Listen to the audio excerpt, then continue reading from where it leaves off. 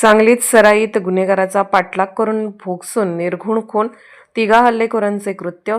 सांगली शहरातील शामरावनगर येथे रात्री सराईत गुन्हेगाराचा तिघांनी भोगसून निर्घुण खून केल्याची घटना घडली आहे. चैतन्य आप्पासाहेब तांदळे वय 17 राहणार रामनगर कोल्हापूर रस्ता सांगली असे त्याचे नाव असून पूर्व वैमनस्यातून हा खून झाल्याची माहिती पोलिसांनी दिली.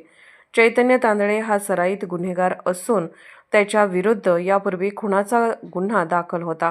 चैतन्य तांदळे हा शुक्रवारी रात्री 11च्या सुमारास शामरावनगर येथे एका मित्राकडे गेला होता.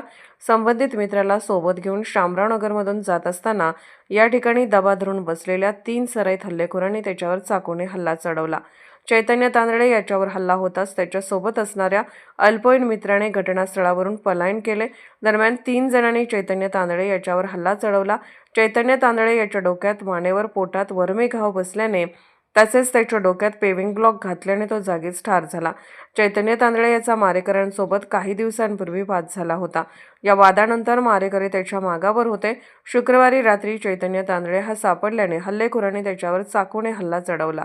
चैतन्य तांदळे हा ठार झाल्यानंतर हल्लेखोरांनी घटनास्थळावरून पलायन केले. चैतन्य तांदळे याचा खून करणाऱ्या तिघा संशयितांची नावे निष्पन्न झाली असून त्याच्या मागावर स्थानिक गुन्हे अन्वेषण आणि सांगली शहर पोलिसांची पथके रवाना करण्यात आली आहेत.